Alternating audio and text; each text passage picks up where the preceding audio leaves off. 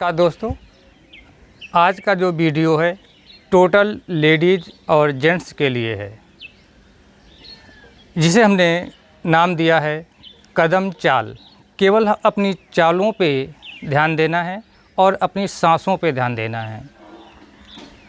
बहुत सी बहन बेटियों की समस्या होती है कि मासिक चक्र के दौरान हम कौन सी योगाभ्यास करें, तो इस कदम चाल को करने से उनको कोई प्रॉब्लम नहीं होगी, बल्कि उनको लाभ ही मिलेगा। क्योंकि कदम चाल जब करते हैं तो अपना ये जो मणिपुर जो एरिया होता है वो एक्टिव होता है, हमारी ये मांसपेशियाँ पूरी एक्टिव होती हैं। तो आइए पहली क्रिया, हमें सांस अपनी नॉर्मल अवस्था पे रखना है। अपना दायां पैर जब आगे जाएगा तो दायां हाथ आगे जाएगा, जैसे हम सामान्य चाल पे चलते हैं। इस प्रकार से पैर सीधे रखना है और हाथ भी सीधे रखना है और ये इस प्रकार से चाल चलना है। हाथ आगे पीछे करना है। इसके बाद दूसरी क्रिया है कदम चाल की। सीधे खड़े होना है, दायां पैर साइड पे जाएगा और हाथ समांतर जाएंगे। इसके बाद बायां पैर साइड पे जाएगा और हाथ समांतर जाएंगे।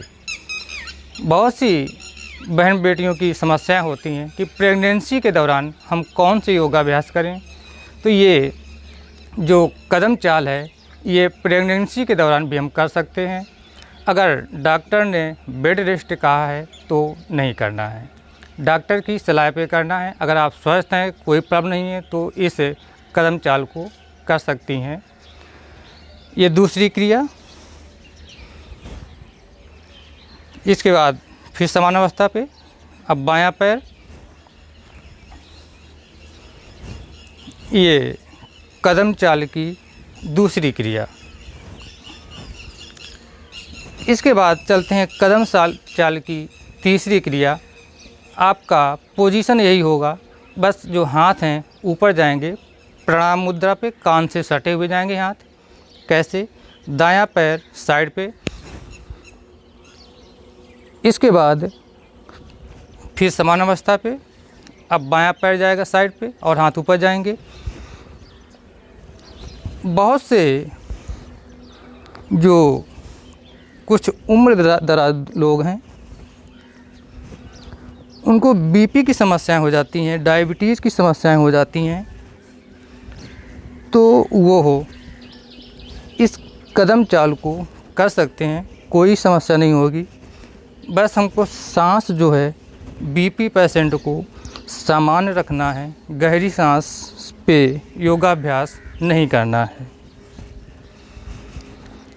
ये कदम चाल की तीसरी क्रिया। इसके बाद चलते हैं कदम चाल की चौथी क्रिया। बहुत से जो उम्र दराज लोग हो जाते हैं, लेडीज़ हो या जेंट्स हो, उनको मूत्र संबंधी बीमारियां हो जाती हैं, तो उसमें भी ये कदम चाल प्रभावी रहेगी। अब हमें दायां पैर आगे ले जाना है, हाथ समांतर रहेंगे। इसके बाद फिर से पूर्व अवस्था पे, अब दायां पैर पीछे जाएगा, हाथ कंधों के समांतर रहेंगे। इसके बाद यही क्रिया बाएं पैर से भी करेंगे, बायां पैर आगे और हाथ सीने के समांतर, सीने की चौड़ाई के बराबर। फिर यही क्रिया, बायां पैर पीछे जाएगा, हाथ ऊपर आएंगे। आप इस क्रिया पे जिनको प्रॉब्लम है, हाथ समांतर भी रख सकते हैं, ऊपर भी ले जा सकते हैं। इस प्रकार से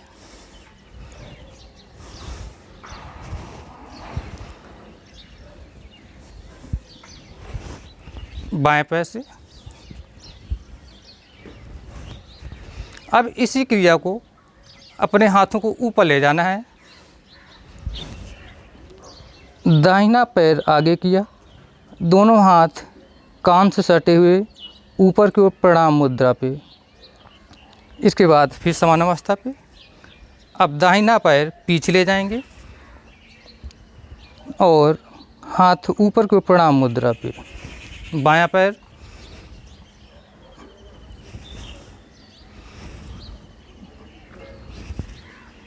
अब इन क्रियाओं को हमको सांसों के साथ करना है। जो स्वस्थ हैं, किसी बीमारी से ग्रसित नहीं है, तो अपनी सांसों को तेज अवस्था पे करना है। किस प्रकार से?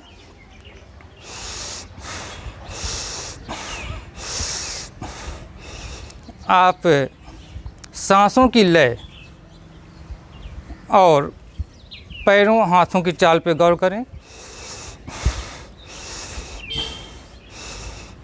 ये जो क्रियाएं हैं शरीर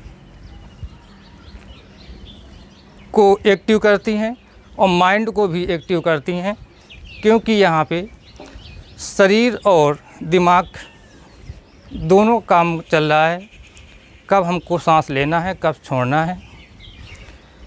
तो जिनका दिमाग कम काम करता है, याददाश्त भूलने लगती है, बच्चे भी करें, उनको अपना पढ़ाया गया पाठ याद करने पे ये क्रियाएं प्रभावी रहेंगी। इसके बाद ये क्रियाएं मोटापे पे भी प्रभावी रहती हैं। सांस कैसे लेना है?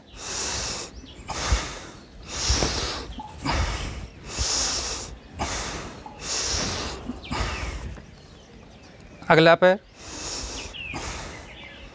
ऊपर ले जाएं, हाथ या तो समांतर रखें। अगर आपके बाजुओं पर प्रॉब्लम है तो समांतर रखना है, फिर ऊपर हाथ को नहीं ले जाना है पहले। इस प्रकार से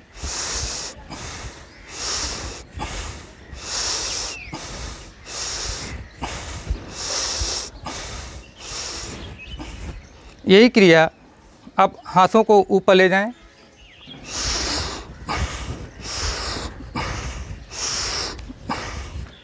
बाएं पैर से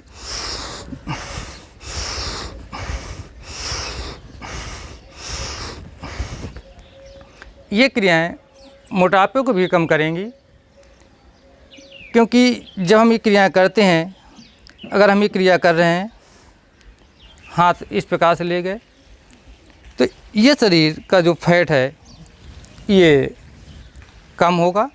या इसी क्रिया पे हाथ ऊपर ले जाएंगे तो और ज़्यादा प्रभावी होता है। ये जो फैट होता है ये कम होता है साइड का। और जब इस प्रकार से क्रियाएं करते हैं तो अपने पेट का जो फैट होता है वो कम होता है। अब जो युवा हैं वो इनको मिला के कर सकते हैं इस प्रकार से।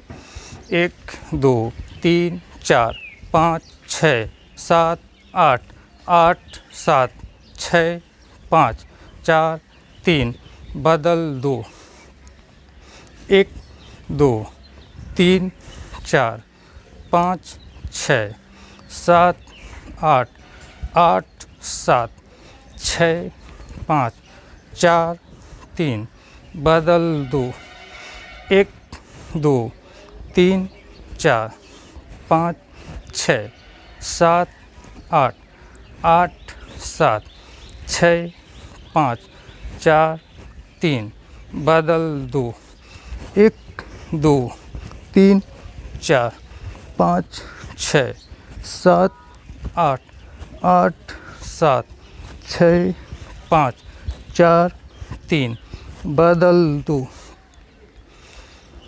1 2 3 4 5 6 7 8 8 7 6 5 4 3 बदल 2 1 2 3 4 5 6 7 8 8 7 6 5 4 3 रुक जाना है आपको। ये क्रियाएं हमें बहुत ही लाभ देंगी। हम पूर्ण स्वस्थ रहेंगे। इतना मूवमेंट तो सबके शरीर पे होना चाहिए। आपको ये क्रियाएं रेगुलर करना है, निरंतर करना है। आप अपने शरीर की क्षमता के अनुसार ये क्रियाएं करें। ये नहीं कि उन्होंने कहा था, मैंने किया, कुछ नुकसान हो गया। मैंने बोला अपनी शारीरिक क्षमता के अनुसार क्रियाओं को करना है। मिलते हैं अगले वीडियो पे। आप स्वस्थ रहें, मस्त रहें, सदा निरोग रहें। इन्हीं शुभकामनाओं के साथ नमस्कार।